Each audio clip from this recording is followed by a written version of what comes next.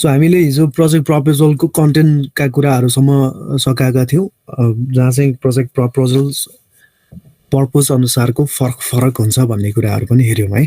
So quick recap गर्छु हिजोको, र त्यसपछि हामी फर्दर अगाडि बढ्छौँ।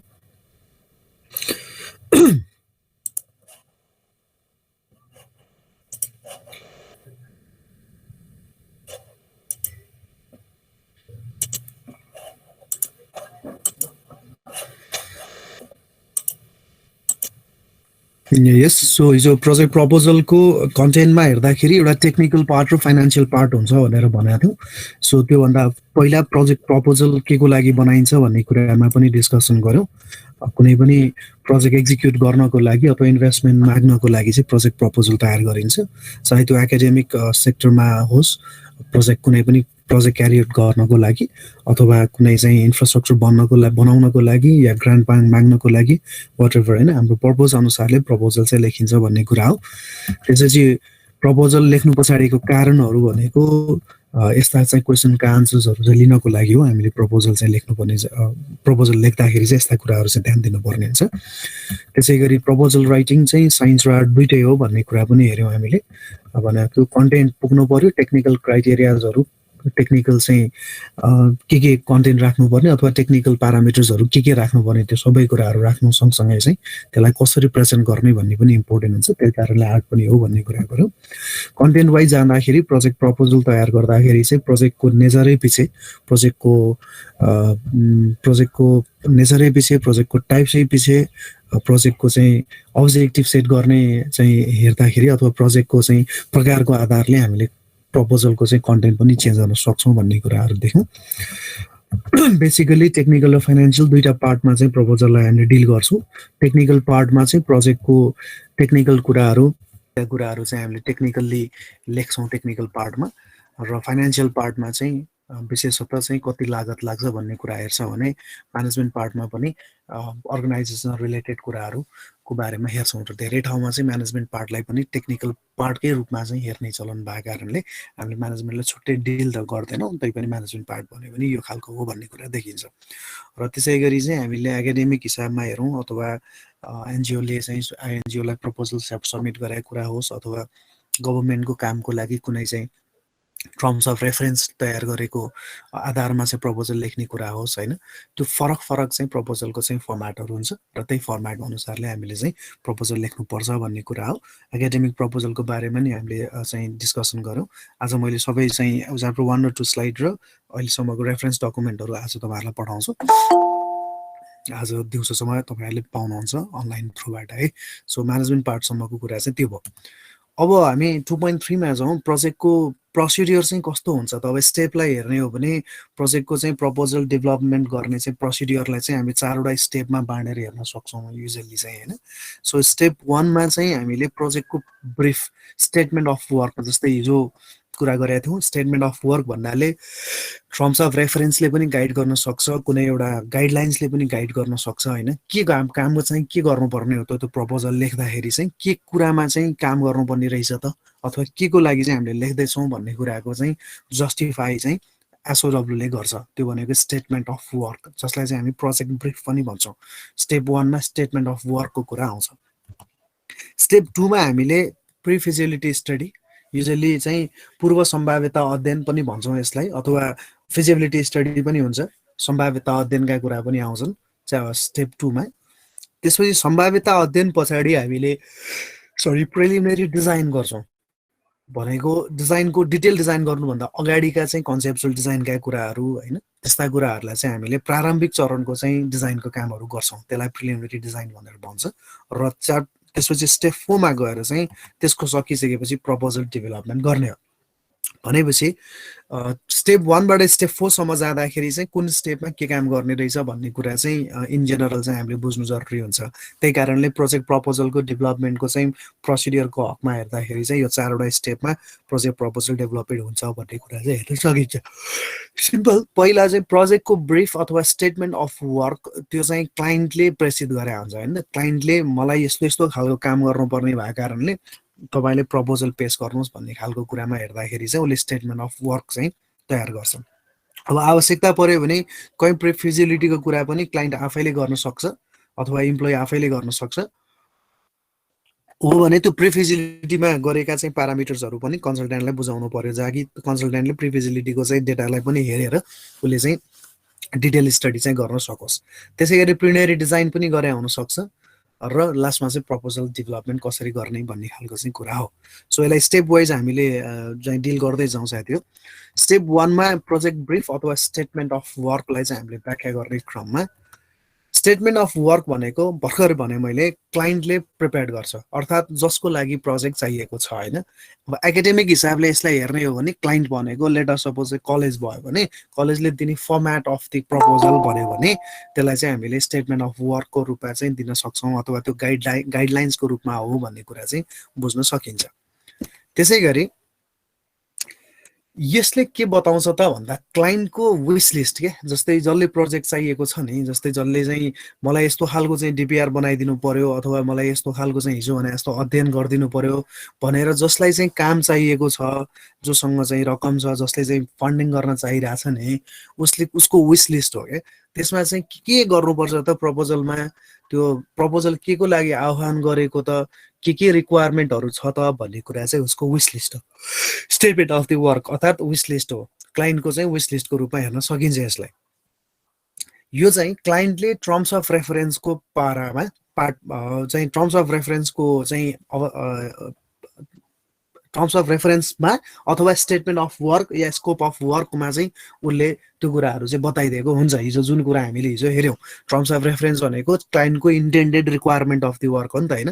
क्लाइन्टले के कुराहरू चाहिँ तिमीले गर्नुपर्छ त प्रपोजल तयार गर्दाखेरि, अथवा तिम्रो के काम गर्नुपर्छ त भनेको कामको लागि देखाउने जति पनि चाहिँ डेस्क्रिप्सनको लेख्ने ठाउँहरू छ त्यो सबै भनेको टर्म्स अफ रेफरेन्स हो। क्लाइन्टले चाहिँ टर्म्स अफ रेफरेन्स थ्रुबाट चाहिँ स्टेटमेन्ट अफ वर्कहरू चाहिँ प्रोभाइड गरे हुन्छ। अब टर्म्स अफ रेफरेन्सको कुरामा हामीले हिजो पनि हेरिहाल्यौँ, कति कुराहरू त्यसैमा भित्र छँदै थियो है, टिओआरभित्र। अब त्यसै गरी need and description of the project, टिओआरभित्र के हुन्छ त भन्दाखेरि need and description of the project, scope of the project, विशेष गरी स्कोप अफ दि प्रोजेक्ट हेर्नु पर्यो। त्यसमा प्रिडिटरमाइन अब्जेक्टिभ, आउटपुट के आउँछ अथवा आउटकम्स के आउँछ भन्ने कुराको लागि त्यो प्रिडिटरमाइन अब्जेक्टिभको कुराहरू छ त्यसमा। फन्डिङ कन्स्ट्रेन्ट्स एन्ड बजेट, कति चाहिँ लागत लाग्छ, कस्तो कस्तो चाहिँ कन्स्ट्रेन्ट्सहरू छ भन्ने कुराहरू पनि उसले बताइदिन्छ त्यसमा। कस्तो स्पेसिफिकेसनको काम गर्नुपर्छ, क्वालिटी एस्योरेन्सको तरिका के हो, कसरी चाहिँ एक्सेप्ट हुन्छ, कस्तो खालको रिपोर्ट लेख्नुपर्छ भन्ने कुराहरू। त्यसै गरी आएर प्रोजेक्टको सेड्युल, कति समयमा सकिनुपर्छ त्यो प्रोजेक्ट। हिजो हामीले हेरेका थियौँ नि, इन्सेप्सन रिपोर्ट कहिले बुझाउनुपर्छ, त्यसै गरी प्रिलिमिनरी डिजाइनको रिपोर्ट कहिले होइन, कन्सेप्चुअल डिजाइनको कहिले, अनि फाइनल रिपोर्ट कहिले हो, त्यो भनेको प्रोजेक्टको सेड्युल, जसमा चाहिँ सबमिसनहरू कहिले कहिले गर्नुपर्ने। त्यसै गरी रिपोर्टिङ सिस्टम, अब कति पटक रिपोर्टिङ गर्ने, कति कपी रिपोर्टिङ गर्ने लगायतका कुराहरू, र त्यसै गरी मोनिटरिङ एन्ड इभ्यालुएसनको मेकानिजम, यस्ता सबै कुराहरू चाहिँ टर्म्स अफ रेफरेन्समा लेखेको हुन्छ। जुन कुरो हिजो हामीले हेरेका थियौँ, एमटिएमपीको पनि हेऱ्यौँ होइन, त्यसै गरी चाहिँ यता हस्पिटल डिजाइनको पनि हेऱ्यौँ होइन, त्यस्ता खालका कुराहरू चाहिँ टिओआरहरू छ। यो टिओआर सहितको चाहिँ डकुमेन्ट्सहरू तपाईँले म पठाइदिन्छु, त्यही अनुसारले तपाईँले हेर्न सक्नुहुन्छ है साथी। सो द फर्स्ट स्टेप भनेकै टिओआरको लागि काम गर्नु भनिरहेछ होइन त। भनेपछि टिओआर भनेको कसले बनाउँछ त भन्दाखेरि टिओआर भनेको क्लाइन्टले बनाउँछ। क्लाइन्ट भनेको को हो त भन्दा जसले चाहिँ फन्डिङको लागि आह्वान गरिरहेछ, जसलाई चाहिँ प्रपोजल आह्वान गरिरहेछ होइन, जसले चाहिँ विभिन्न कन्सल्टेन्टहरूलाई अथवा प्रपोजल सबमिट गर्ने अर्गनाइजेसनहरूलाई चाहिँ स्टेटमेन्ट अफ वर्क अथवा टर्म्स अफ रेफरेन्सको चाहिँ रेफरेन्समा तिमीहरूले प्रपोजल पेस गर भनेर उसले भनिरहेछ। र टर्म्स अफ रेफरेन्सले चाहिँ क्लाइन्टको विस लिस्टको बारेमा चाहिँ थाहा हुन्छ अथवा उसको रिक्वायरमेन्टको बारेमा चाहिँ थाहा दिन्छ भन्ने कुरा हो। सो स्टेटमेन्ट अफ वर्क भनेको फर्स्ट स्टेपमा हो। सो एकचोटि यो स्टेपलाई हेरौँ र हामी यो स्टेपलाई हेर्दैछौँ, जसमा स्टेप 1 को स्टेटमेन्ट अफ वर्कको बारेमा व्याख्या गर्दैछौँ है। त्यो ओभरअल 4वटा स्टेपलाई चाहिँ कलेक्टिभली भन्दाखेरि चाहिँ प्रोसिडियर्स अफ डेभलपिङ प्रोजेक्ट प्रपोजल भनेर भन्छ। त्यही कुरालाई चाहिँ हामीले स्टेप 1 मा बसेर व्याख्या गर्दै जाने क्रममा चाहिँ स्टेप 1 मा प्रोजेक्टको ब्रिफ अथवा स्टेटमेन्ट अफ वर्क तयार गर्ने भनेको क्लाइन्टले रहेछ, अर्थात् जसलाई चाहिँ प्रोजेक्ट चाहिएको छ, जसले प्रपोजल आह्वान गरिरहेछ, त्यो भनेको क्लाइन्टको विस लिस्ट रहेछ। उसले के काम गर्नुपर्ने रहेछ, उसले के खोजिरहेछ भन्ने कुराहरूको बताउनको लागि राख्ने चाहिँ डकुमेन्ट रहेछ त्यो।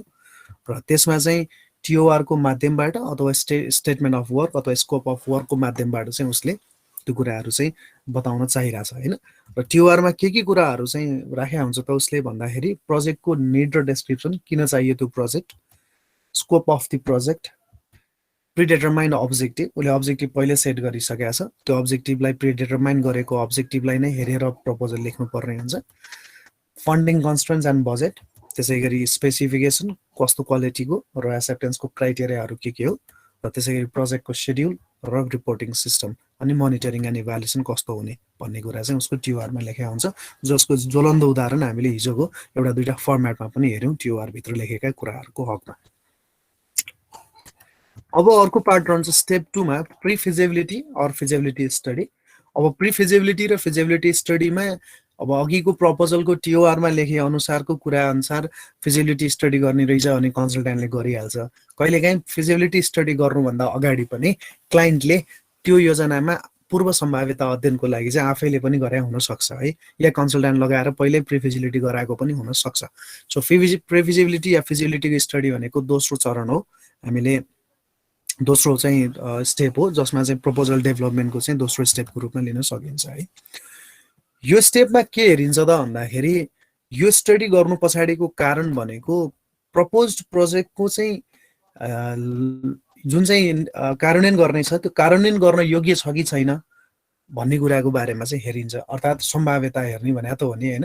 यसको बारेमा त अहिले अर्को योभन्दा पछाडिको स्लाइडमा फिजिबिलिटीलाई छुट्टै डिल गर्छौँ प्रोजेक्ट फर्मुलेसनमा। अहिलेलाई यति बुझिराखौँ कि फिजिबिलिटी अथवा प्री फिजिबिलिटी स्टडीले गर्ने भनेको सम्भाव्यता हेर्ने हो। पूर्व सम्भाव्यता भन्यो भने प्री फिजिबिलिटी भयो, सम्भाव्यता भन्यो भने फिजिबिलिटी भयो। त्यो दुईटा कुरामा चाहिँ हामीले जोड्नु पर्यो होइन। So study is carried out to find out the implementability of the project. त्यो प्रोजेक्टको कार्यान्वयन गर्न सकिने नसकिने बारेमा चाहिँ हेर्ने कुरा जुन हो त्यसलाई चाहिँ हामीले पूर्व सम्भाव्यता अथवा सम्भाव्यता अध्ययनको रूपमा हेर्न सक्छौँ। यसले विभिन्न एनालाइसिसहरू हेर्छ, जसमा टेक्निकल, इकोनोमिक, फाइनेन्सियल, मार्केटिङ के प्यारामिटर्सहरू हामीले हेर्ने भने हो त होइन, त्यो बारेमा चाहिँ हेर्छ। टेक्निकल फिजिबिलिटी चाहिँ मेजर फोकसको रूपमा चाहिँ हेर्न सकिन्छ। कुनै पनि फिजिबिलिटी या प्री फिजिबिलिटी गर्ने क्रममा टेक्निकल चाहिँ मेजर नै हो, मैले लास्ट क्लासमा पनि भनेको थिएँ। तर सँगसँगै अन्य प्यारामिटर्सहरू पनि हेर्न जरुरी हुन्छ। तर बिना टेक्निकल फिजिबल भएका प्रोजेक्ट अगाडि बढाउन चाहिँ सकिँदैन। त्यही भएर टेक्निकल फिजिबिलिटी भनेको चाहिँ मस्ट नै भयो होइन, त्यो एउटा चाहिँ प्यारामिटर चाहिँ एकदम मस्ट नै भयो। सो प्राविधिक रूपमा त्यो प्रोजेक्ट चाहिँ सम्भावना त हुनै पर्यो। त्यसपछि चाहिँ अन्य सेक्टर्सका कुराहरू पनि हामीले हेर्न चाहिँ जरुरी हुन्छ नेपाल जस्तो कन्टेक्स्टमा भनेर पनि कुरा गरेका थियौँ। सो सिम्पल रूपमा फिजिबिलिटी या प्री फिजिबिलिटी स्टडीमा चाहिँ प्रोजेक्टको इम्प्लिमेन्टेबिलिटी चेक हुने रहेछ, जसमा चाहिँ विभिन्न प्यारामिटर्सहरू चाहिँ एनालाइसिस गरिन्छ र टेक्निकल प्यारामिटर चाहिँ एकदमै इम्पोर्टेन्टली हेरिन्छ भने त्यसलाई चाहिँ प्री फिजिबिलिटी अथवा फिजिबिलिटी स्टडीको रूपमा हेर्न सकिन्छ। स्टेप थर्डमा जाउँ। सायदै स्टेप थर्डमा कन्सेप्चुअल डिजाइन, प्रिलिमिनरी डिजाइन हुँदै चाहिँ डिटेल डिजाइनसम्म गर्ने पाटोलाई हामीले प्रिलिमिनरी डिजाइन अथवा चाहिँ डिजाइनको रूपमा हेर्न सक्छौँ। यसलाई कन्सेप्चुअल डिजाइन भन्नाले आर्किटेक्चरल डिजाइनको रूपमा पनि हेर्न सकिन्छ, प्रिलिमिनरी मात्रै गर्ने हो भने। त्यसपछि यसले चाहिँ प्रोजेक्टको आइडियालाई चाहिँ फिजिबिलिटी स्टडीको आधारमा चाहिँ प्रोजेक्टको आइडियालाई एक्सपान्ड गर्ने हो होइन।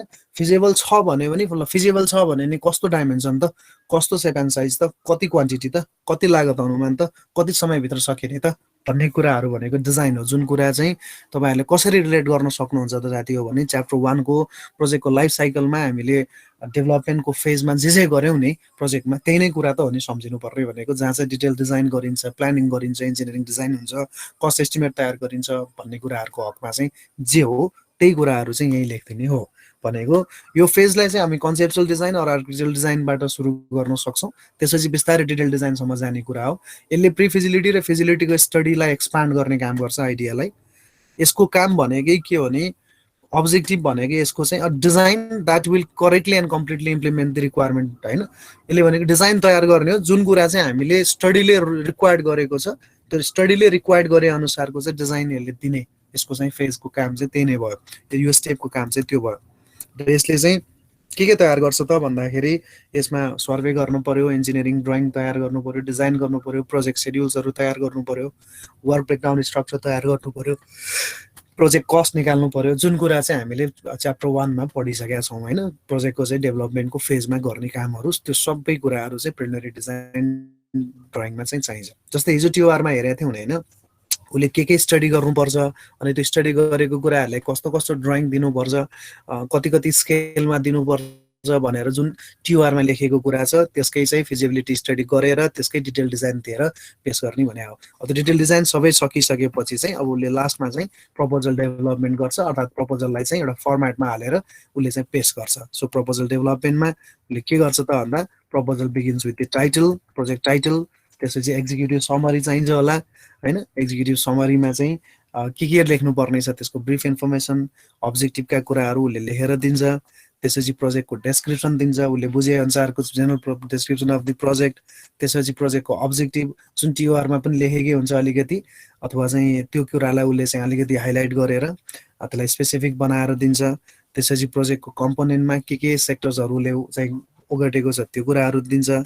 त्यसै गरी चाहिँ इम्प्लिमेन्टेसनको मेथड मागेको हुन्छ क्लाइन्टले, उसले त्यो इम्प्लिमेन्टेसनको मेथड कस्तो हो भन्ने कुराको बारेमा डिटेलमा दिन्छ। हिजो हामीले जुन कुरा गऱ्यौँ मेथडोलोजी कस्तो हुन्छ भनेर। प्रोजेक्टको सेड्युल उसले बार चार्ट अथवा नेटवर्क सेड्युल कसरी हुन्छ त्यो बनाएर दिन्छ, यति समयभित्र यो प्रोजेक्ट सकिन्छ भनेर। त्यसै गरी प्रोजेक्टको बजेट तयार गर्दै हुन्छ, कस्ट एस्टिमेट तयार गरेर दिया हुन्छ। त्यसै गरी प्रोजेक्टको मोनिटरिङ एन्ड इभ्यालुएसनको मेकानिजम शुद्ध प्रोभाइड गरेर दिएको हुन्छ।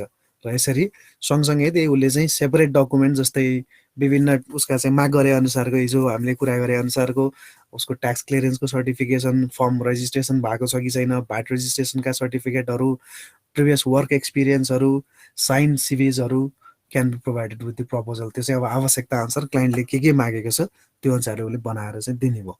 यसरी चाहिँ प्रपोजल तयार गर्दाखेरि चाहिँ विभिन्न स्टेपमा हामीले कुरा गर्दा रहेछौँ। विभिन्न स्टेपहरू मध्येको कुरा गर्दाखेरि चाहिँ फर्स्टमा प्रोजेक्टको ब्रिफ अथवा स्टेटमेन्ट अफ वर्कबाट सुरु गऱ्यौँ। स्टेटमेन्ट अफ वर्कलाई हामीले हेर्ने क्रममा टर्म्स अफ रेफरेन्सको रूपमा पनि हेर्न सकिन्छ। स्टेटमेन्ट अफ वर्क अथवा टर्म्स अफ रेफरेन्स त्यो भनेको क्लाइन्टको इन्टेन्डेड रिक्वायरमेन्टको बारेमा, विस लिस्टको बारेमा लेख्ने चाहिँ दस्तावेज हो त्यो डकुमेन्ट। त्यो डकुमेन्टले धेरै कुराहरू राखेको हुन्छ जसमा चाहिँ प्रोजेक्ट किन चाहियो, स्कोप अफ प्रोजेक्ट के छ, त्यसरी अब्जेक्टिभ के हो, कति पैसामा प्रोजेक्ट प्रपोजल लेखिसक्नु पर्ने, त्यसै गरी स्पेसिफिकेसन कस्तो हो, प्रपोजल कसरी छानिन्छ, प्रोजेक्टको सेड्युल कस्तो हो र रिपोर्टिङ र मोनिटरिङको सिस्टम कस्तो हो भन्ने कुराको बारेमा टिओआरमा कम्प्लिटली चाहिँ लेखेको हुन्छ। त्यसको आधारमा प्रपोजल लेख्ने हो। त्यही गर्ने क्रममा स्टेप 2 मा प्रिफिजिबिलिटी अथवा फिजिबिलिटीको स्टडी गर्छ, जुन भनेको प्रोजेक्टको इम्प्लिमेन्टेबिलिटी चेक गर्ने हो, जसमा विभिन्न एस्पेक्ट्सहरू हेर्छौँ, जुन प्रोजेक्टको एप्रेजलमा पनि हेरेका थियौँ हामीले। त्यो एस्पेक्ट्सहरूको बारेमा चाहिँ स्टडी गर्ने हो। त्यसपछि प्रिलिमिनरी अथवा डिटेल डिजाइनको फेजमा उसले फिजिबिलिटी स्टडीबाट आएको केही कुरालाई डिटेल डिजाइनमा लिएर जान्छ। त्यो गइसकेपछि त्यसैबाट चाहिँ हामीले design, drawing, project schedule, cost लगायतका कुराहरू प्रिलिमिनरी डिजाइनमा चाहिँ तयार हुन्छ। त्यो गरिसकेपछि प्रपोजल डेभलपमेन्ट गर्छ। प्रपोजल डेभलपमेन्ट गर्दाखेरि चाहिँ उसले मागे अनुसारको कन्टेन्ट अनुसार के चाहिँ प्रपोजलमा हुनुपर्ने हो त्यो सबै कन्टेन्टहरू राखेर प्रोजेक्ट प्रपोजल चाहिँ उसले पेस गर्छ, जसमा चाहिँ जे कन्टेन्ट अनुसारले बुझाउ भनेको छ त्यतै कन्टेन्ट अनुसारले उसले चाहिँ प्रोजेक्टको प्रपोजल चाहिँ क्लाइन्टलाई बुझाउँछ। यसरी चाहिँ प्रोजेक्ट प्रपोजलको चाहिँ डेभलपमेन्टको फेजेसको रूपमा अथवा स्टेपको रूपमा हेर्न सकिन्छ। अब कसैले चाहिँ प्रोजेक्ट प्रपोजलको डेभलपमेन्ट भन्यो भने कतिवटा बुकमा चाहिँ कन्टेन्ट अफ द प्रपोजल भन्ने कुराहरू चाहिँ लेखे जस्तो देखिन्छ है। त्यसरी चाहिँ जानु भएन साथी हो। यसलाई लेख्दाखेरि यही 4वटै फर्मेटमा जानु पर्यो, यसै 4वटै स्टेपमा लेखिन्छ भन्ने हो।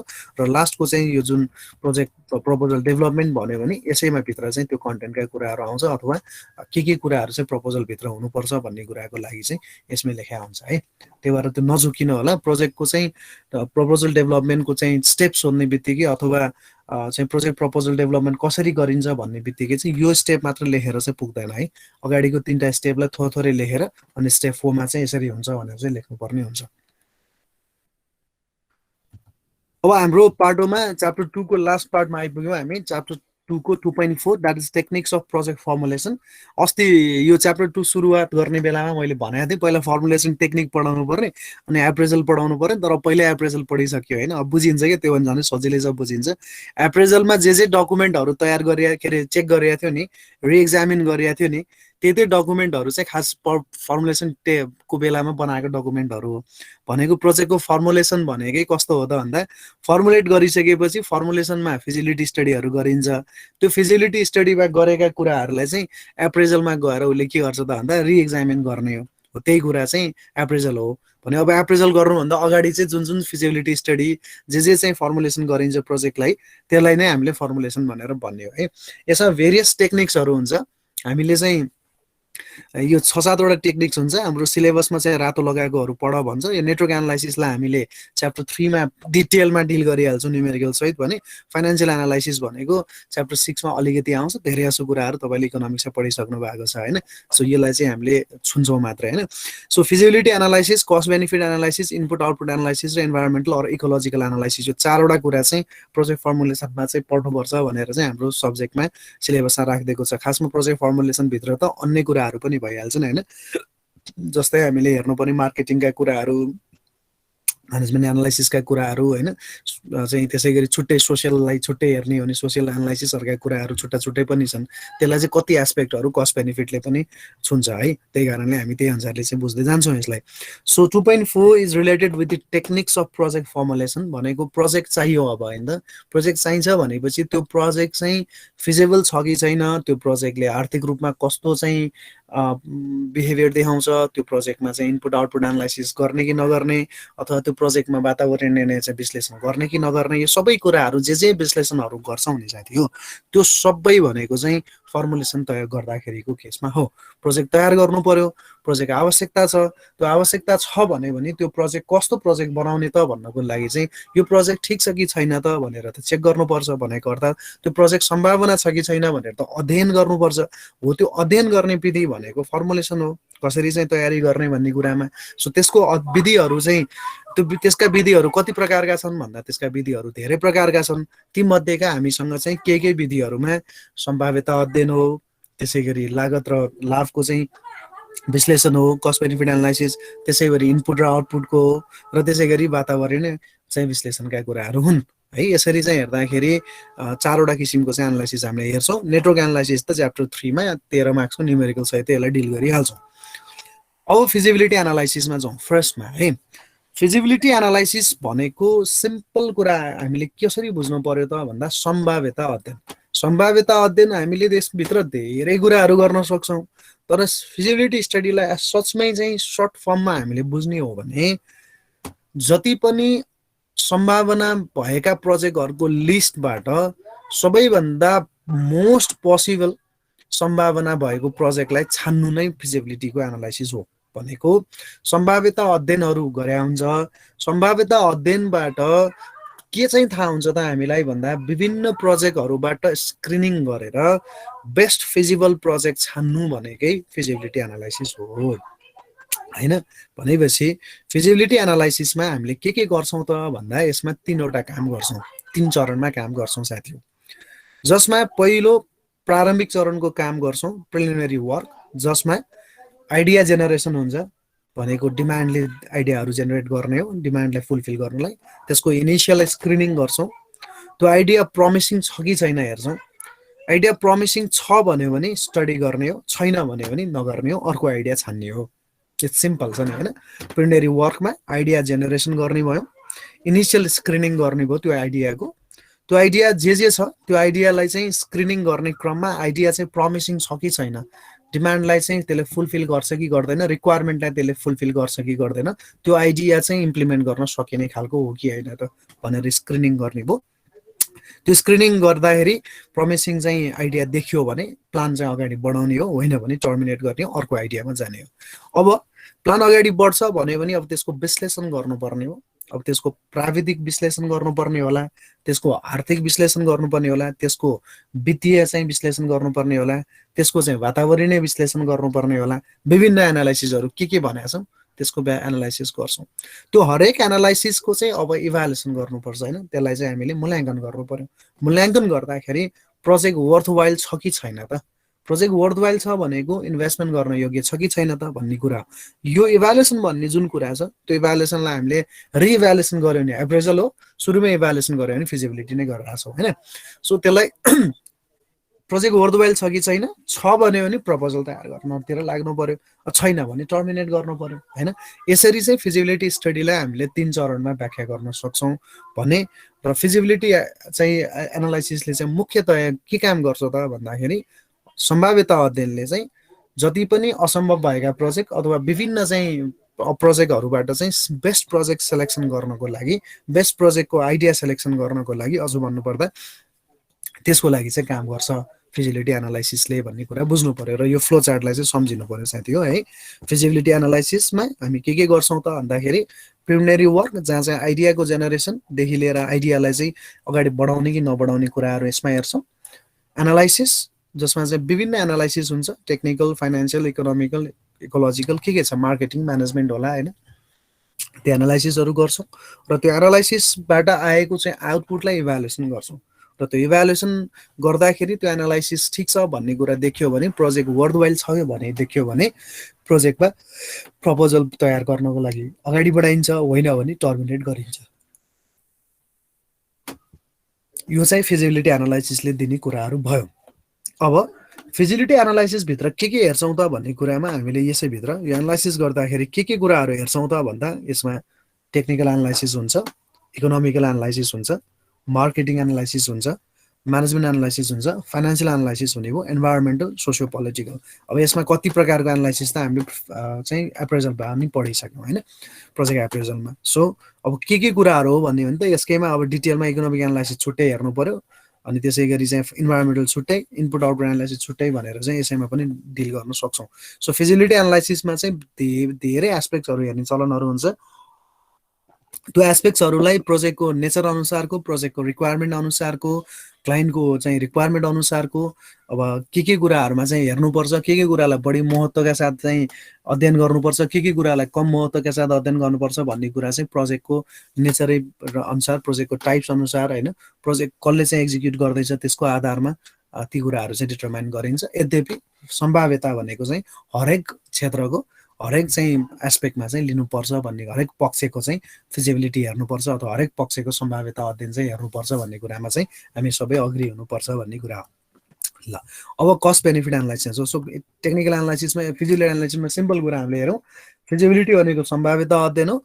सम्भाव्यता अध्ययनभित्र चाहिँ गरिने काम भनेको आइडियालाई स्क्रिनिङ गर्ने कामहरू हो। सम्भाव्यता अध्ययनलाई हामीले चाहिँ 3 चरणमा भाग लाउँछौँ, जसमा पहिलो चाहिँ प्रिलिमिनरी वर्क, जसमा चाहिँ आइडिया जेनेरेसन गर्छौँ र त्यो आइडिया जेनेरेसनलाई चाहिँ स्क्रिनिङ गर्छौँ। प्रमिसिङ छ भने अगाडि बढ्छौँ, प्रमिसिङ छैन भने अर्को आइडिया सेलेक्सन गर्छौँ। प्रमिसिङ भएको आइडियालाई चाहिँ हामीले थप विश्लेषण गर्नुपर्ने क्रममा हामीले जे चाहिँ विश्लेषण गर्नुपर्ने छ, प्राविधिक रूपमा, वित्तीय रूपमा, आर्थिक रूपमा, वातावरणीय रूपमा के छ त्यो सबै विश्लेषण गर्छौँ। विश्लेषण गरेपछि त्यसको मूल्याङ्कन गर्छौँ। मूल्याङ्कन गर्दाखेरि त्यो विश्लेषणबाट आएको चाहिँ कुरा ठिक छ भनेर सेलेक्सन भयो भने प्रपोजल तयार गर्नको लागि चाहिँ अगाडि बढ्छौँ, होइन भने त्यसलाई फेरि चाहिँ अर्को चाहिँ टर्मिनेट गरेर फेरि अर्को चाहिँ आइडिया चाहिँ खोज्नुतिर लाग्छौँ। So this is the feasibility analysis. Feasibility analysis गर्दाखेरि के पक्षहरू हेरिन्छ त भन्दाखेरि आवश्यकता अनुसार धेरै पक्षहरू हेर्न सकिन्छ। कसैलाई अलिक बढी विस्तृतमा हेर्नुपर्छ भने कसैलाई चाहिँ ठिकै मात्र हेरे पनि पुग्छ, प्रोजेक्टको चाहिँ प्रकृति अनुसार, प्रकार अनुसारले। त्यसै गरी चाहिँ प्रोजेक्टको चाहिँ कसले बनाइरहेछ उसको चाहिँ रिक्वायरमेन्टको आधारमा हामीले फिजिबिलिटी एनालाइसिसलाई हेर्न सक्छौँ। अब कस्ट बेनिफिट एनालाइसिसमा जाउँ। कस्ट बेनिफिट एनालाइसिस भनेको अर्को इम्पोर्टेन्ट पार्ट हो होइन। प्रोजेक्ट प्रपोजल चाहिँ प्रोजेक्टको चाहिँ फिजिबिलिटी हेर्ने क्रममा अथवा प्रोजेक्टको फर्मुलेसन गर्ने क्रममा चाहिँ कस्ट बेनिफिट एनालाइसिसलाई पनि मुख्यतया हामीले चाहिँ मुख्य चाहिँ पक्षको रूपमा हेर्न सक्छौँ। यसले के भन्छ त भन्दाखेरि त्यो जुन प्रोजेक्ट हामीले अगाडि बढाउन खोजिरहेछौँ नि, त्यो अगाडि बढाउन खोजिरहेको प्रोजेक्टको चाहिँ आर्थिक विश्लेषण गर्ने हो। त्यो आर्थिक विश्लेषण गर्दाखेरि चाहिँ यसले, हामीले त्यो एप्रेजललाई नै हेरिसकेका छौँ केही कुराहरू, यसले चाहिँ लार्जर सोसियल पोइन्ट अफ भ्यूबाट चाहिँ त्यो चेक गर्छ क्या। इन्भेस्टमेन्ट गर्दाखेरि चाहिँ त्यसले सोसाइटीमा के असर पार्छ, त्यसले चाहिँ त्यहाँ रोजगारी सृजना गर्छ कि गर्दैन, त्यसले त्यहाँको चाहिँ बासिन्दाहरूको जीविकोपार्जनमा सुधार गर्छ कि गर्दैन, त्यसले गर्दाखेरि चाहिँ त्यहाँ अल्टिमेटली त्यो प्रोजेक्टले चाहिँ इकोनोमिक चाहिँ कन्ट्रिब्युसनमा र पोभर्टी रिडक्सनमा कस्तो कन्ट्रिब्युसन गर्छ त भन्ने लगायतका कुराहरूलाई चाहिँ हामीले कस्ट बेनिफिट एनालाइसिस थ्रुबाट हेर्न चाहिँ सक्छौँ। कस्ट बेनिफिट एनालाइसिसलाई चाहिँ इन जेनरल हामीले सोसियल कस्ट बेनिफिट एनालाइसिसकै रूपमा चाहिँ व्याख्या गर्न सक्छौँ। र त्यो भनेको अर्थ के हो भने एउटै रिसोर्सेसमा चाहिँ एउटै रिसोर्सेसबाट विभिन्न प्रोजेक्टहरू हामीले कम्पेरिजन गर्ने क्रममा चाहिँ बेस्ट प्रोजेक्ट चाहिँ कुन चाहिँ हो जसले चाहिँ सोसाइटीमा बेनिफिट चाहिँ लिएर आउँछ होइन, इन टर्म्स अफ बेनिफिट चाहिँ जसले चाहिँ बढी लिएर आउँछ भन्ने कुरा चाहिँ कस्ट बेनिफिट एनालाइसिसले हेर्छ। यसले चाहिँ यस्तो काम गर्छ कि त्यो प्रोजेक्टले चाहिँ एक्जिक्युट गरिसकेपछि कस्ट र बेनिफिटको रेसियोको आधारमा प्रोजेक्टको आउटपुटलाई चाहिँ यसले राम्रोसँग चाहिँ एनालाइसिस गरेर हेर्छ। हुन चाहिँ कस्ट बेनिफिट एनालाइसिसको रूपमा मात्रै हेऱ्यो भने त्यो चाहिँ पब्लिक सेक्टरले पनि गर्न सक्छ, प्राइभेट सेक्टरले पनि गर्न सक्छ।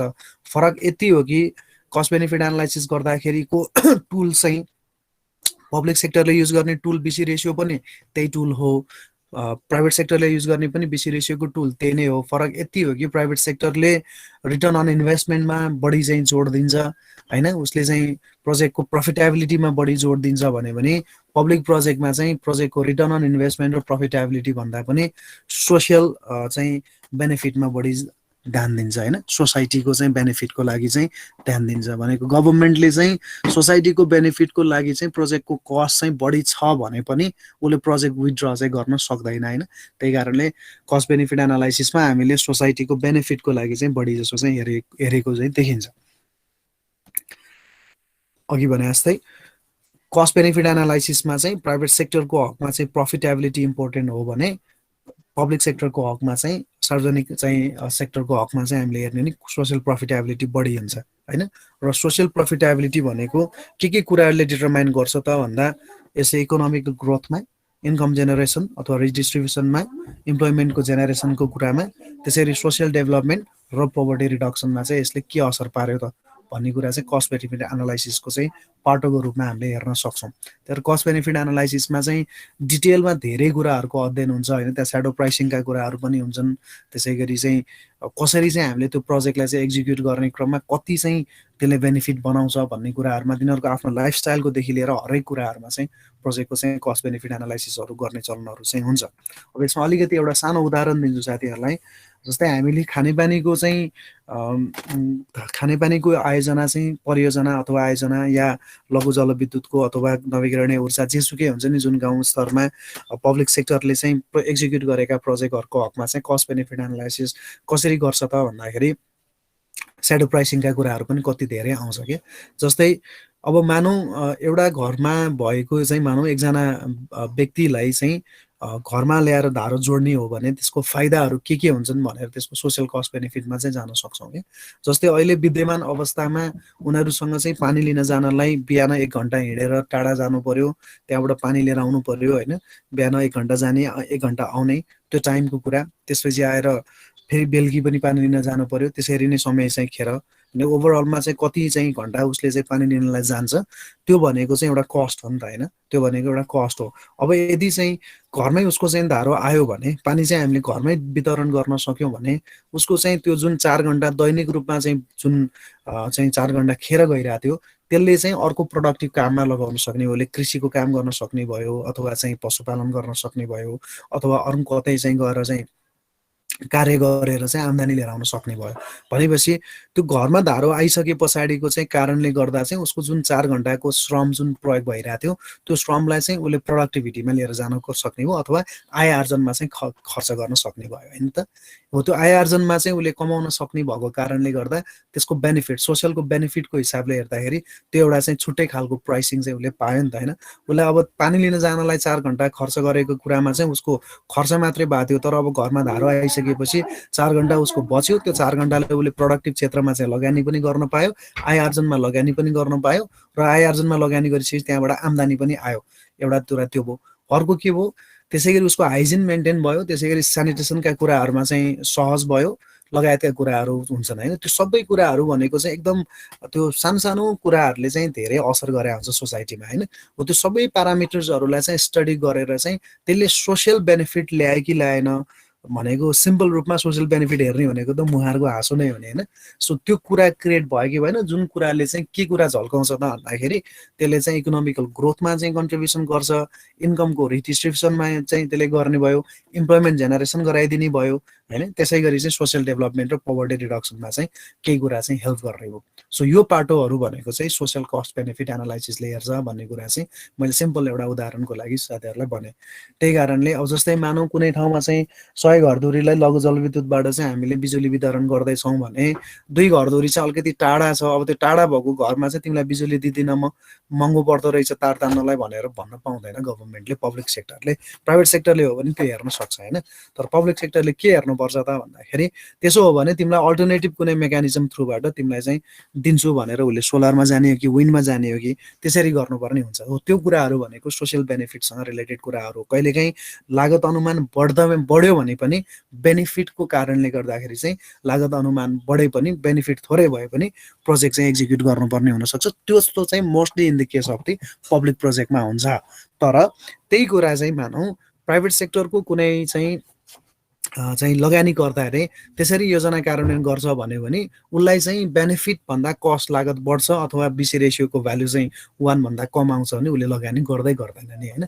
किनभने उसलाई चाहिँ त्यो कुनै खालको चाहिँ जरुरी छैन नि त, त्यो इन्कम जेनेरेसन हुन्छ कि अथवा सोसाइटीमा डेभलपमेन्ट हुन्छ हुँदैन त्यो भन्ने कुराको उसलाई वास्ता हुँदैन। केही कुरा कर्पोरेट सोसल रेस्पोन्सिबिलिटी अन्तर्गत आउँछ उसको आउनलाई, तर उसले चाहिँ त्यसरी समाजसेवाको लागि त काम गर्दैन। उसले गर्ने लगानी भनेको चाहिँ वित्तीय हिसाबले हो, रिटर्न आउँछ कि आउँदैन, फाइदा हुन्छ कि हुँदैन भन्ने कुरा हो। तर त्यो चिज चाहिँ गभर्मेन्टको प्रोजेक्टमा चाहिँ हेर्न चाहिँ गभर्मेन्टले चाहिँ फाइदा हुन्छ कि हुँदैन, लगानी उठ्छ कि उठ्दैन भनेर चाहिँ हेर्दैन। उसले चाहिँ त्यहाँ बेनिफिट्स पुग्छ कि पुग्दैन, सोसाइटीमा हार्मोनी क्रिएट हुन्छ कि हुँदैन, त्यसले इम्प्याक्ट पार्छ कि पार्दैन, सोसाइटीको अपलिफ्टमेन्टमा त्यसले मद्दत गर्छ कि गर्दैन, र अल्टिमेटली चाहिँ सोसियल चाहिँ भनौँ न जुन खुसी छ त्यो कुरा चाहिँ त्यसले डिस्ट्रिब्युसन गर्छ कि गर्दैन, त्यो कुरामा चाहिँ बढी जस्तो ध्यान दिएको हुन्छ। त्यही भएर बिसी रेसियो चाहिँ कहिलेकाहीँ <1 अथवा आइआरआर चाहिँ मार हुँदाखेरि पनि पब्लिक प्रोजेक्टहरूमा चाहिँ लगानी गर्नुपर्ने कारण चाहिँ त्यो हो है। किनभने पब्लिक प्रोजेक्टलाई चाहिँ त्यो सबै हिसाबले हेर्दाखेरि चाहिँ बेनिफिट र कस्टको एनालाइसिसमा बेनिफिट कहिलेकाहीँ कम भए पनि कस्ट बढी भए पनि प्रोजेक्टहरू चाहिँ एक्जिक्युट गर्नुपर्ने हुनसक्छ। त्यसलाई नै हामीले कस्ट बेनिफिट एनालाइसिसको रूपमा हेऱ्यौँ। र त्यसको एउटा इक्जाम्पलको रूपमा मैले माइक्रो हाइड्रोको कुरा गरेँ, खानेपानीको कुरा गरेँ होइन। त्यस्तै गरी अन्य प्रोजेक्टहरूमा पनि त्यसरी नै हेर्ने चलनहरू छ। ठिक छ, कस्ट बेनिफिट एनालाइसिसलाई बुझिया छ साथी हो? सायद इन्जिनियरिङ इकोनोमिक्समा नि धेरै कुराहरू गर्नुभएको थियो होला होइन? बुझ्यौँ सर। त्यही भएर त्यसको डिफरेन्स पनि छ नि त होइन, पब्लिक प्रोजेक्ट र प्राइभेट प्रोजेक्टको बिचमा चाहिँ के फरक हुन्छ भन्ने कुराको बारेमा पहिला पनि अध्ययन गरेको होला। मैले अलिकति इलाबोरेट गर्ने कोसिस गरेँ साथीहरूले, सायद त्योभन्दा अलिकति बढी पनि बुझ्नु भएको थियो होला। अब अर्कोमा जाउँ, input output analysis. Input output एनालाइसिसमा चाहिँ हामीले के चाहिँ कुरामा हामीले हेर्छौँ त भन्दाखेरि कति इनपुट दिएर कस्तो खालको आउटपुट चाहिँ हामीले खोजिरहेछौँ त होइन, यस्ता कुराहरू चाहिँ हामीले हेर्छौँ। अब युजली चाहिँ इनपुट आउटपुट एनालाइसिस चाहिँ प्रोजेक्ट बेसिसमा भन्दा पनि म्यानुफ्याक्चरिङ प्रोजेक्टहरूमा चाहिँ एकदमै इम्पोर्टेन्ट हुन्छ होइन। म्यानुफ्याक्चरिङ प्रोजेक्टमा चाहिँ प्रोजेक्टको प्रडक्टको प्राइसिङ गर्नेदेखि लिएर हरेक कुरामा चाहिँ इनपुट आउटपुट एनालाइसिसको हेल्प हुन्छ इन्डस्ट्रिजहरूको हकमा होइन। तर अब खैर हामीले प्रोजेक्टहरूमा पनि हेर्न सक्छौँ, जस्तै कति आउटपुट चाहिएको छ त्यसको लागि चाहिँ इनपुट कति दिनुपर्ने रहेछ भन्ने कुराको लागि चाहिँ जानकारी भइ नै हाल्छ नि होइन। यसले चाहिँ अब कुनै पनि प्रोजेक्टमा कति चाहिँ टोटल मानवीय स्रोत र कति चाहिँ अमानवीय अथवा चाहिँ अन्य स्रोतहरू कति चाहिन्छ भन्ने कुराको बारेमा चाहिँ हेर्ने हो इनपुटको रूपमा होइन। अब युजली प्रोजेक्टमा दिने इनपुट भनेकै हामीले रिसोर्सेसहरू कति प्रयोग गर्ने भनेको त हो नि। त्यो भनेको लेबर कति लाग्छ, क्यापिटल कति लाग्छ होइन, ह्युमन रिसोर्सेस स्किल ह्युमन रिसोर्सेसहरू कति लाग्छ, फिजिकल रिसोर्सेसहरू कति लाग्छ भन्ने कुरा हो। त्यो के को लागि त भन्दाखेरि फिनिस गुड्स चाहिँ अथवा सर्भिस दिनको लागि हो। जस्तै अब हामीले मानौँ सिम्पल रूपमा मानौँ 15 जनालाई चाहिँ भूकम्प प्रतिरोधात्मक भवन निर्माणको तालिम दिनु पर्यो, सर्भिस दिनु पर्यो भने त्यसको लागि चाहिँ हामीलाई के कुराहरू रिसोर्सेस चाहिन्छ, कतिजना चाहिँ रिसोर्स पर्सनहरू चाहिन्छ भन्ने सामग्रीहरू के चाहिँदो रहेछ भन्ने कुराको विश्लेषण भनेको इनपुट भयो होइन।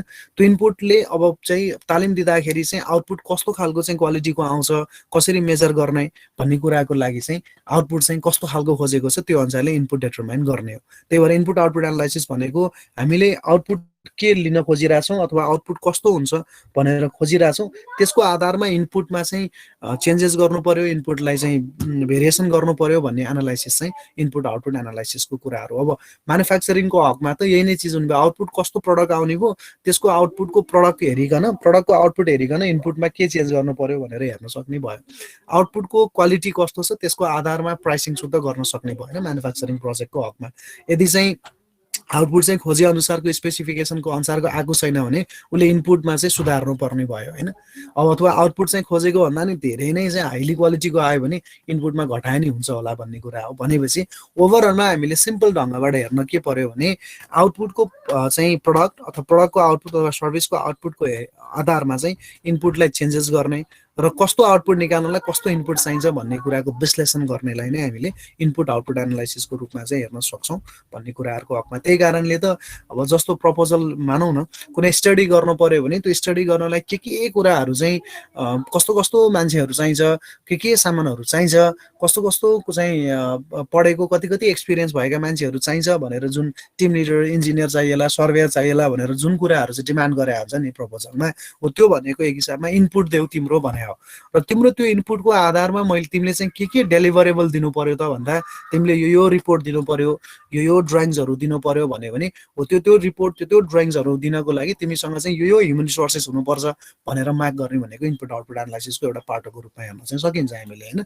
So input output analysis simply चाहिँ भनेको के हो भने आउटपुट डेलिभर गर्नको लागि चाहिँ के कुराहरू इनपुट दिनुपर्छ र आउटपुटको हेरिकन रिजल्ट हेरिकन प्रडक्ट हेरिकन अथवा सर्भिसेस हेरिकन चाहिँ इनपुटलाई चाहिँ चेन्जेसहरू गर्न सक्ने जुन विश्लेषण छ त्यसलाई नै हामीले इनपुट आउटपुट एनालाइसिसको रूपमा चाहिँ हेर्न सक्छौँ। कहिलेकाहीँ आउटपुट हेरेर चाहिँ तिमीसँग रिसोर्सेस ह्युमन मानव क्वालिटीको रिपोर्ट आएन भने तिमीले चाहिँ जुन ह्युमन रिसोर्सेस मोबिलाइज गर्छु भनेको थियो इनपुट दिन्छु भनेको थियो त्यो ह्युमन रिसोर्सेस तिमीले मोबिलाइज गरेनौ भनेर भन्न सक्ने पनि अवस्था आउन सक्छ। त्यही भएर इनपुट आउटपुट एनालाइसिसलाई पनि इम्पोर्टेन्टको रूपमा चाहिँ हेर्न सकिन्छ हामीले प्रोजेक्टमा। सो इनपुट आउटपुट एनालाइसिस भनेको त्यो कुरा हो। र लास्टमा चाहिँ इन्भाइरोमेन्टल एनालाइसिस। इन्भाइरोमेन्टल एनालाइसिस भनेको त्यो प्रोजेक्टको वातावरणीय पक्षको बारेमा चाहिँ हामीले व्याख्या गर्ने है। अन्त यसको इलेक्टिभ पनि पढ्न पाउनुहुन्छ अर्को सेमेस्टर तपाईँहरूले इन्भाइरोमेन्टल इम्प्याक्ट एसेसमेन्ट EIA भनेर। इन्भाइरोमेन्टल एनालाइसिसमा हामीले प्रोजेक्टको इन्भाइरोमेन्टमा त्यसको सुटेबिलिटी के छ र इन्भाइरोमेन्टलाई त्यसले इम्प्याक्ट के पार्छ त। इन्भाइरोमेन्टको सुटेबिलिटी भनेको इन्भाइरोमेन्टमा त्यो प्रोजेक्टलाई एक्जिक्युट गर्नको लागि चाहिँ कतिको ठिक छ र त्यो प्रोजेक्टको कारणले गर्दा इन्भाइरोमेन्टमा चाहिँ कस्तो प्रभाव पार्छ त, त्यो दुईटा कुरा हेर्छौँ। सुटेबिलिटी हेर्नेको भनेको कस्तो त भन्दाखेरि त्यो प्रोजेक्टमा इन्भाइरोमेन्टलाई कतिको चाहिँ प्राइम कन्सिडरेसनको रूपमा चाहिँ हेरेको छ त, त्यो प्रोजेक्ट त्यो इन्भाइरोमेन्टमा सुइट हुन्छ कि हुँदैन, त्यसमा रिसोर्स म्यानेजमेन्ट चाहिँ गर्दाखेरि प्रोजेक्टको चाहिँ इन्भाइरोमेन्टमा सुटेबिलिटी हुने किसिमले चाहिँ बनाएको छ कि छैन त्यो कुरा हेर्छौँ भने इम्प्याक्टको पार्टमा चाहिँ त्यो इन्भाइरोमेन्टमा त्यो प्रोजेक्टले के इम्प्याक्ट पार्छ त। अब इम्प्याक्ट पार्ने कुरामा धेरै कुराहरू हुनसक्छ, पल्युसनदेखि लिएर होइन त्यसले त्यहाँको फ्लोरा र फुनामा के असर पार्छदेखि लिएर त्यहाँको इकोलोजिकल चाहिँ प्याटर्नमा के असर गर्छदेखि लिएर धेरै कुराहरू चाहिँ इम्प्याक्टको रूपमा हेर्नुपर्छ। तर विशेषतः भौतिक पूर्वाधारका योजनाहरू अब नेपाल जस्तो एकदम जैविक विविधताले भरिएको चाहिँ देशमा काम गर्नु पर्यो भने विभिन्न चाहिँ इन्भाइरोमेन्टमा चाहिँ प्रभावहरू पार्न सक्छ। अब कति प्रभावहरू भनेको अहिले रिसेन्टली देखिँदैन तर त्यसको चाहिँ लङ रनमा त्यसले धेरै ठुलो इम्प्याक्टहरू पार्न सक्छ। त्यही भएर त्यसको चाहिँ विस्तृत अध्ययन गर्ने भनेको इन्भाइरोमेन्टल इम्प्याक्ट हो। इन्भाइरोमेन्टल चाहिँ इन्भाइरोमेन्टमा के खालको इम्प्याक्ट पार्छ भन्ने कुराको लागि हामीसँग दुई किसिमको अध्ययन गर्ने विधि हुन्छ साथी हो। एउटा पूर्व वातावरणीय परीक्षण अर्थात् इनिसियल इन्भाइरोमेन्टल एक्जामिनेसन भन्छ। प्रोजेक्ट सानो छ मध्यम खालको प्रोजेक्ट छ भने नि हामीले आइई तयार गर्छौँ, भने अलिकति मेगा प्रोजेक्ट छ अलि चाहिँ ठुलो आउटपुट आउने खालको प्रोजेक्ट छ भन्यो भने त्यसलाई चाहिँ हामीले वातावरणीय प्रभाव मूल्याङ्कन अर्थात् EIA इन्भाइरोमेन्टल इम्प्याक्ट एसेसमेन्ट गर्छौँ। तर त्यसको अर्थ के हो भने पत्ता के लाउन खोजेको हो भने त्यो गर्नु पछाडिको कारण त्यसले इन्भाइरोमेन्टमा के इम्प्याक्ट पार्छ र पार्न त पर्छ भनिसकेपछि प्रोजेक्ट गर्दिन भन्न नि गर्न खोजे नि होइन। एउटा थ्रेसहोल्डभन्दा बढी नै प्रभाव पार्छ, मिटिगेसन गर्नै सकिन्न, त्यसको रिडक्सन गर्नै सकिन्न, त्यसलाई बचाउनै सकिन्न भन्यो भने त त्यो इन्भाइरोमेन्टली हिसाबले चाहिँ फ्रेन्डली भएन, त्यही भएर त्यहाँ चाहिँ प्रोजेक्ट एक्जिक्युट गर्नुहुन्न। तर EIA गर्नु पछाडिको कारण के हो भने त्यो प्रोजेक्टले जे इन्भाइरोमेन्टमा इम्प्याक्ट पार्छ त्यो इम्प्याक्ट पारेको कुरालाई कसरी मिटिगेसन गर्न सकिन्छ, त्यो मिटिगेसनको मेजर पनि उसले दिनुपर्छ। मिटिगेसन गर्न सकिने खालको छ भन्यो भने त्यो वातावरणमा त्यसले प्रभाव त पार्यो, तर त्यसलाई कसरी घटाउने कसरी न्यूनीकरण गर्ने भन्ने चाहिँ मेकानिजम पनि भएर प्रोजेक्ट चाहिँ एक्जिक्युट गर्न सकिन्छ। तर कहिलेकाहीँ त्यो मिटिगेसन घटाउनै सकिन्न, रिडक्सन गर्नै सकिन्न र त्यसले चाहिँ साह्रै नै दुष्प्रभाव पार्छ भन्यो भने त्यस्तो ठाउँमा प्रोजेक्ट हामीले एक्जिक्युट गर्न दिनुहुन्न पनि र गर्नु हुँदैन पनि है। त्यसलाई चाहिँ हामीले इन्भाइरोमेन्टल एनालाइसिसको रूपमा हेर्न सक्छौँ। नेपालमा वातावरण संरक्षण ऐन र नियमावली छ, त्यसको आधारमा चाहिँ कस्तो कस्तो योजनाहरूलाई कति कति आउटपुट आउँछ त्यसको आधारमा चाहिँ आइई गर्ने कि अथवा इआइए गर्ने कि भन्ने थ्रेसहोल्डहरू चाहिँ छुट्याइदिएको छ।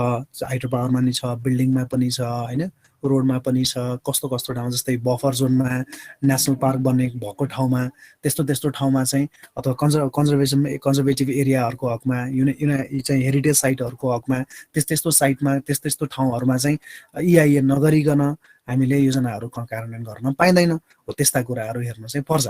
सो त्यो सबै जति पनि वातावरणसँग चाहिँ वातावरणसँग सम्बन्धित खालको चाहिँ अध्ययनहरू छ, त्यो अध्ययनहरूलाई नै हामीले इन्भाइरोमेन्टल एनालाइसिस भनेको हो। वातावरणीय चाहिँ विश्लेषणमा त्यो गर्ने क्रममा चाहिँ त्यो प्रोजेक्ट वातावरणमा सुइटेबल छ कि छैन, त्यो चाहिँ त्यो पर्टिकुलर लोकेसनमा, त्यो पर्टिकुलर इकोलोजिकल सिस्टममा, त्यो पर्टिकुलर चाहिँ स्थानमा चाहिँ वातावरणीय हिसाबले सुइटेबल छ कि छैन, एउटा त्यो हेर्छ भने अर्को त्यो प्रोजेक्ट बन्दाखेरि त्यसले चाहिँ वातावरणमा कस्तो प्रभाव पार्छ, प्रभाव पार्छ जहाँ पनि पार्छ प्रभाव, त्यो प्रभावलाई चाहिँ उसले न्यूनीकरण गर्नलाई अथवा त्यसलाई रिडक्सन गर्नको लागि चाहिँ के मेकानिजम हुन्छ, त्यो घटाउने र हटाउने चाहिँ नलागिकन प्रोजेक्ट अगाडि बढाउन पाइँदैन। यस्ता कुराहरू चाहिँ इन्भाइरोमेन्टल एनालाइसिसले हेर्ने कुरा हो। अब नेपालमा त इन्भाइरोमेन्टलसँग रिलेटेड त धेरै खालको चाहिँ कुरा होइन, जस्तै चाहिँ तपाईँले हेर्नुभयो भने यही चाहिँ इन्टरनेसनल एयरपोर्टकै कुराहरू पनि आएका छन्, कति ठाउँमा बस्ती बसाल्ने कुराहरूमा पनि इन्भाइरोमेन्टल एनालाइसिसका कुराहरू आएका छन् होइन, धेरै कुराहरू छन्। जस्तै हामीले ड्याम बनाउँछौँ नि, त्यो ड्यामको फिस ल्याडर जुन हो मैले पहिला नि भनेको थिएँ होला, त्यो भनेको इन्भाइरोमेन्टल पर्सपेक्टिभबाट त्यो मिटिगेसन गर्ने एउटा मेकानिजमै हो फिस ल्याडर भनेको होइन। यस्ता कुराहरू भनेको इन्भाइरोमेन्टल एनालाइसिसले दिने आउटपुटको रूपमा चाहिँ हेर्न सकिन्छ। अब कति ठाउँमा रुख काट्न लाग्यो भन्ने खबरहरू सुन्नमा आउँछन् होइन, कहिलेकाहीँ कुनै कुराहरूमा त एकदमै जेन्युन छ कि इन्भाइरोमेन्ट हिसाबले भने, कति चाहिँ भनाइ कस्तो पनि छ भने इन्भाइरोमेन्टको कारणले गर्दा चाहिँ फिजिकल डेभलपमेन्टमा चाहिँ एकदमै पेस घट्यो भन्ने खालको नि छ। अब त्यसमा पनि छुट्टै खालको बहस गर्न सकिन्छ होइन, त्यसरी घट्दैन, त्यसलाई कसरी मिलाएर लानुपर्ने हो, त्यो लान नसकेको अवस्था देखिन्छ भने यता दुईटै चाहिँ पाटोबाट चाहिँ नेपालमा चाहिँ एकदमै महत्त्वपूर्ण छ। एक त जैविक विविधताले भरिएको कन्ट्री पनि हो र त्यहाँमाथि पेस अफ द डेभलपमेन्ट पक्कै घटाए पनि हो, इन्फ्रास्ट्रक्चर डेभलपमेन्ट जरुरी पनि छ भनेपछि यसलाई चाहिँ कोइनको दुईटा साइडको हिसाबमा चाहिँ डिल गर्न सकिन्छ नेपालमा। यद्यपि वातावरण संरक्षणमा चाहिँ केही कुराहरू चाहिँ अगाडि बढेको देखिन्छ, किनभने कति बफर जोनहरूमा हाल्न लागेको पुलहरू चाहिँ इन्भाइरोमेन्ट इम्प्याक्ट एसेसमेन्ट नगरिकन चाहिँ ठेक्का लाग्यो भने भएर रोकेका कुराहरू पनि छन्। त्यही भएर यसका केही राम्रा पक्षहरू पनि छन् भने केही चाहिँ अलिकति पोलिटिकल मुद्दाका कुराहरू पनि छँदैछन्। सो त्यसलाई चाहिँ हामीले इन्भाइरोमेन्टल एनालाइसिसको रूपमा चाहिँ हेर्न सक्छौँ। सो क्विक रिभ्यू गरेँ एकदम सिम्पल ढङ्गबाट सजिलो तरिकाबाट चाहिँ सम्झिनको लागि चाहिँ हामीले एकचोटि रिभ्यू गरिदिन्छु मैले। सो च्याप्टर 2 मा हामीले प्रोजेक्ट अप्रेजल र प्रोजेक्ट फर्मुलेसनलाई डिल गरेका थियौँ। यसको कन्टेन्टमा हेर्दा प्रोजेक्टको अप्रेजल, त्यसपछि प्रोजेक्टको प्रपोजल टेक्निकल र फाइनेन्सियल, अनि procedure of development project proposal भनेर र प्रोजेक्ट फर्मुलेसन टेक्निक भनेर चारवटामा चाहिँ हामीले यसलाई भाग लगायौँ। प्रोजेक्ट अप्रेजल भनेको अब त भन्न सकिन्छ नि होइन, प्रोजेक्ट फर्मुलेसन गरेबाट जे कुराहरू फिजिबिलिटी स्टडी गरेको थियो, सिम्पल कुरा है, सम्झ्यौँ है। फेरि पनि प्रोजेक्ट फर्मुलेसन गर्दाखेरि जे कुराको फिजिबिलिटी स्टडी गरिएको थियो साथी हो, त्यो फिजिबिलिटी स्टडीमा गरिएका चाहिँ जे चाहिँ सेक्टरहरू जे एस्पेक्ट्सहरू हामीले चाहिँ स्टडी गरेको थियौँ, त्यो स्टडीको रिपोर्टलाई प्रोजेक्ट एप्रेजलमा रिएक्जामिन गर्ने हो।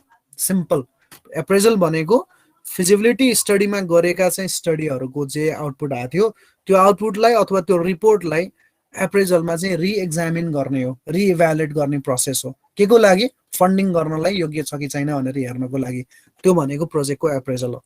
सिम्पल है, प्रोजेक्ट एप्रेजल भनेको इन्भेस्टमेन्टको प्रपोजल हेर्ने हो, एसेस गर्ने हो र प्रोजेक्टको भाइबिलिटीलाई चाहिँ चेक गर्ने हो। किन गर्नु जरुरी छ त भन्दा प्रोजेक्टले चाहिँ अब्जेक्टिभ फुलफिल गर्छ कि गर्दैन र अरू अल्टरनेटिभबाट यसले चाहिँ कतिको चाहिँ राम्रो प्रोजेक्ट छानिएको हो त। एप्रेजल गर्दाखेरि फिजिबिलिटीको स्टडीलाई नै हेर्ने हो, फिजिबिलिटीको स्टडीलाई चाहिँ रिएक्जामिन गर्ने हो, त्यो चाहे टेक्निकल होस्, इकोनोमिकल, फाइनान्शियल, एप्रेजल, मार्केटिङ होस् अथवा इन्भाइरोमेन्ट हो। टेक्निकलमा टेक्निकल एस्पेक्ट्सहरू हेर्छौँ, इकोनोमिकलमा सोसियल कस्ट बेनिफिट हेर्छौँ, अघि बढिसकेका छौँ फेरि पनि। फाइनान्सियलमा चाहिँ रिटर्न अन इन्भेस्टमेन्टका कुराहरू हेर्छौँ। त्यसै गरी चाहिँ म्यानेजमेन्टको पार्टमा चाहिँ प्रोजेक्टको अर्गनाइजेसन स्ट्रक्चर कस्तो हुन्छदेखि लिएर कुराहरू हेर्छौँ।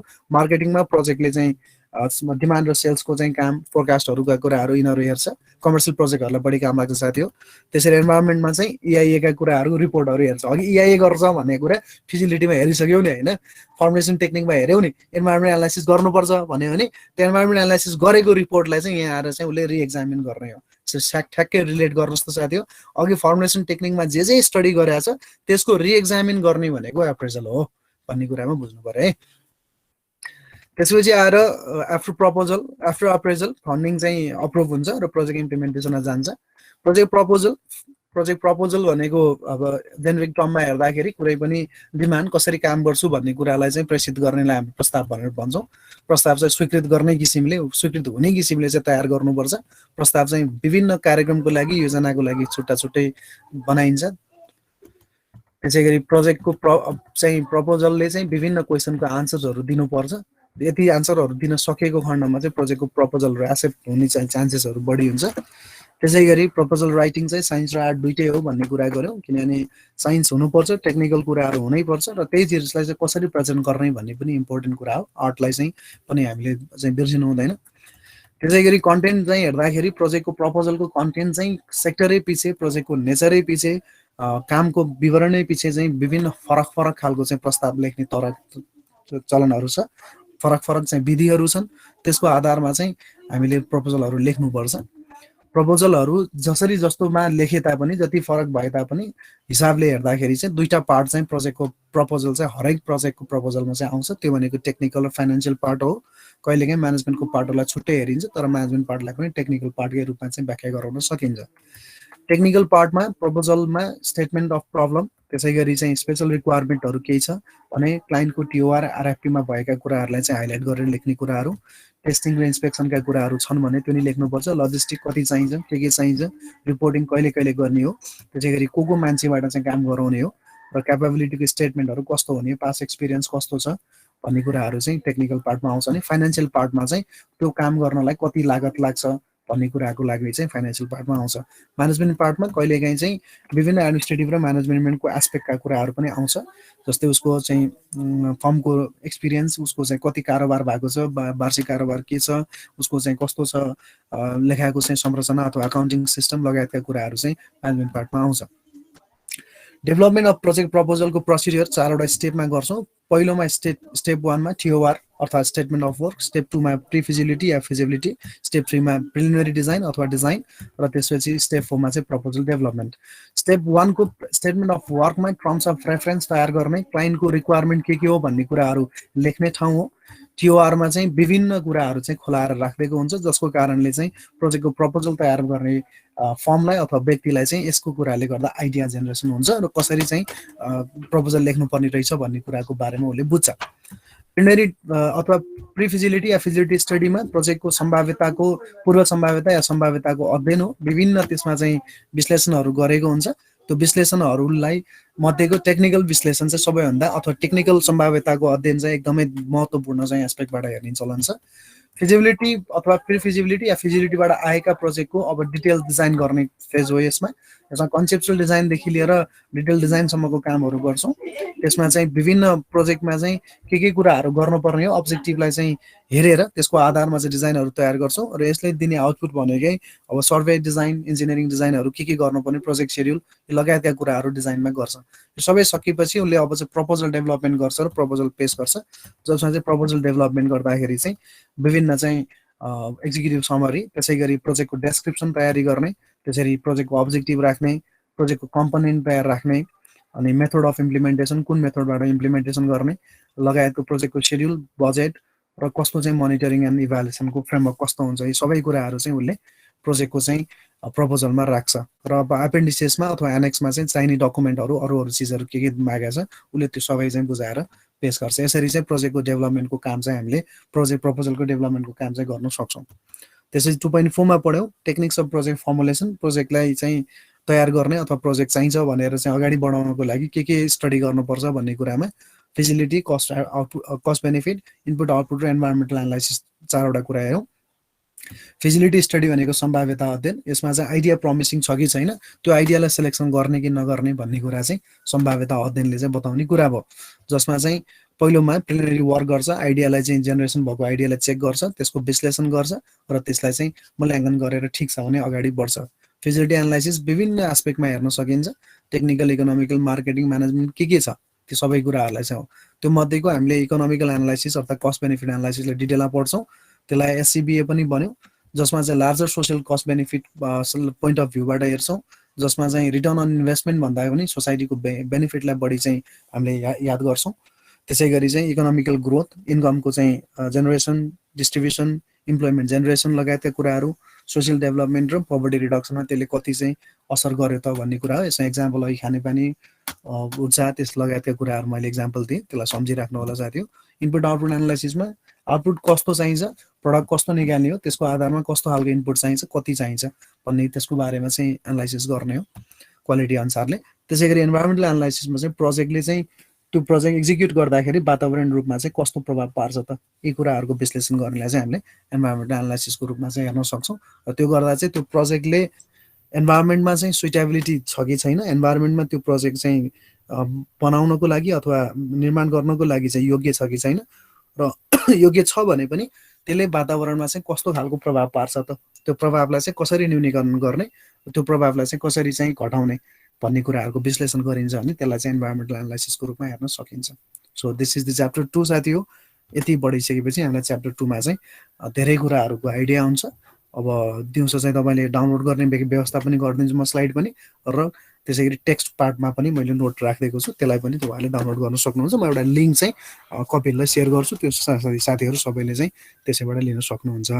च्याप्टर 3 लाई चाहिँ हामीले प्रोजेक्टको प्लानिङ एन्ड सेड्युलिङसँग रिलेटेड कुराहरू छ, जसमा चाहिँ प्रोजेक्टको चाहिँ सेड्युलिङका कुराहरू, प्लानिङ भने के कुराहरू, त्यसै गरी वर्क ब्रेकडाउन स्ट्रक्चर कसरी तयार गर्दो रहेछ, प्रोजेक्टको बार सेड्युल कस्तो हुन्छ, माइलस्टोन चार्ट भनेको के हो, त्यसै गरी प्रोजेक्टको चाहिँ क्रिटिकल पाथ मेथड र प्रोग्राम इभ्यालुएसन एन्ड रिभ्यू टेक्निकको न्युमेरिकल कसरी गर्ने रहेछ, सेड्युलिङको हिसाब कसरी गर्ने रहेछ, र जाँदै लास्ट तासतिर चाहिँ मैले त्यति बेलामा प्रोजेक्ट माइक्रोसफ्ट प्रोजेक्टको बारेमा अलिकति चाहिँ डेमोन्स्ट्रेसन पनि दिन्छु, र एक दिन एउटा चाहिँ त्यो सफ्टवेयर चलाउनको लागि चाहिँ म सिकाउँछु भने साथीहरूलाई है, एमएस प्रोजेक्टमा कसरी सेड्युलिङ गर्दो रहेछ भन्ने कुराको बारेमा चाहिँ हामी च्याप्टर 3 मा चाहिँ डिल गर्छौँ।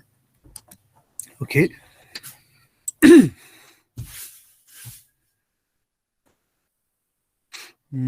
अब हामीले च्याप्टर 3 लाई चाहिँ हेर्ने क्रममा च्याप्टर 3 भनेको प्रोजेक्टको प्लानिङ र सेड्युलिङ हो। प्रोजेक्टको प्लानिङ र सेड्युलिङलाई चाहिँ किन बुझ्नु जरुरी छ त भन्दा प्रोजेक्ट ड्युरेसनलाई चाहिँ हामीले जस्टिफाई गर्नको लागि अथवा प्रोजेक्ट ड्युरेसन चाहिँ कति लाग्छ भनेर चाहिँ निकाल्नको लागि प्रोजेक्ट सेड्युलिङको चाहिँ कन्सेप्ट नलिकन थाहा हुँदैन हैन। सो अब त्यो प्रोजेक्टको चाहिँ सेड्युलिङको कन्सेप्टले नि क्रममा चाहिँ प्रोजेक्टमा एक्टिभिटिजहरू जे जति छन् त्यो एक्टिभिटिजहरूलाई चाहिँ कसरी सिक्वेन्सिङ गर्ने, कुन एक्टिभिटी कुन सकिएपछि सुरु गर्ने लगायतका कुराहरू भनेको प्रोजेक्ट सेड्युलिङले बताउने कुरा भएको कारणले गर्दा हामीले प्रोजेक्टको चाहिँ प्लानिङ र सेड्युलिङलाई चाहिँ इम्पोर्टेन्टली चाहिँ बुझ्नु जरुरी देखिन्छ भन्ने कुराहरू मैले राख्न चाहन्छु है साथीहरु। त्यसलाई चाहिँ त्यही अनुसारले चाहिँ बुझ्न जरुरी छ।